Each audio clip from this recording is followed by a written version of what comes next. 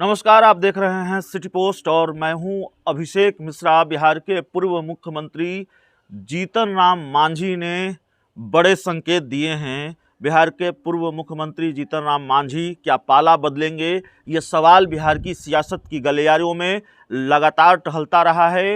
ये कयास लंबे वक्त से लगाए जाते रहे हैं। जो राजनीतिक अंदाज और जो मिजाज और हाल के दिनों में हाल के महीनों में, हाल के वर्षों में जीतन राम मांझी की जो रणनीति रही है, उनके जो तेवर रहे हैं, उसकी वजह से ये कयास लगातार मजबूत होते रहे हैं। और खासकर बिहार की राजनीति का मौजूदा घटनाक्रम इन कयासों को और मजबूत बनाता रहा है, या फिर उसकी गुंजाइश दिखती है कि जीतन राम मांझी कोई बड़ा फैसला ले सकते हैं। हालांकि पार्टी की तरफ से कई बार कहा गया है कि वो जेडीयू के साथ मजबूती से खड़े हैं, लेकिन जीतन राम मांझी ने एक बड़े संकेत दिए हैं अपने ट्वीट के जरिए। उन्होंने लिखा है कि राज्य के विकास के नाम पर तो अलगाववादियों के साथ भी 50-50 की सरकारें बनी।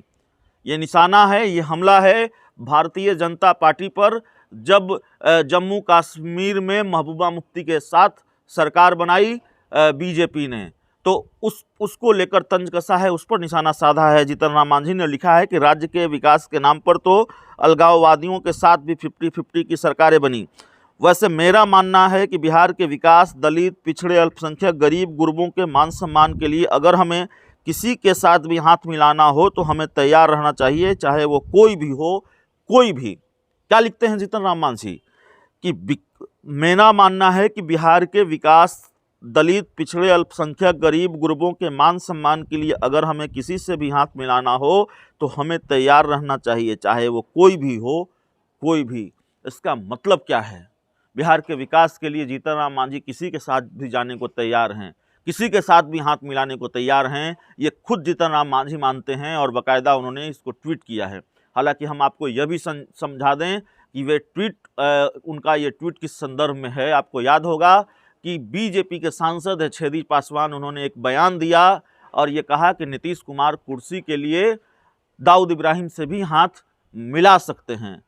और जाहिर है हिंदुस्तानी आवाम मोर्चा के प्रवक्ता और पार्टी के सुप्रीमो जीतन राम मांझी नीतीश कुमार के लिए, जेडीयू के लिए अक्सर बैटिंग करते नजर आते हैं, या फिर बड़े आक्रामक अंदाज में बीजेपी पर हमला बोलते नजर आते हैं। तो जब नीतीश कुमार पर इतना बड़ा हमला बीजेपी सांसद की तरफ से हुआ तो मोर्चा संभाला खुद बिहार के पूर्व सीएम जीतन राम मांझी ने, और ये कहा कि विकास के नाम पर तो आपने महबूबा मुफ्ती के साथ भी 50-50 की सरकार बनाई है, और मैं खुद ही मानता हूं कि बिहार के विकास के लिए, दलित अल्पसंख्यकों के विकास के लिए किसी के साथ भी हाथ मिलाया जा सकता है, किसी के साथ भी।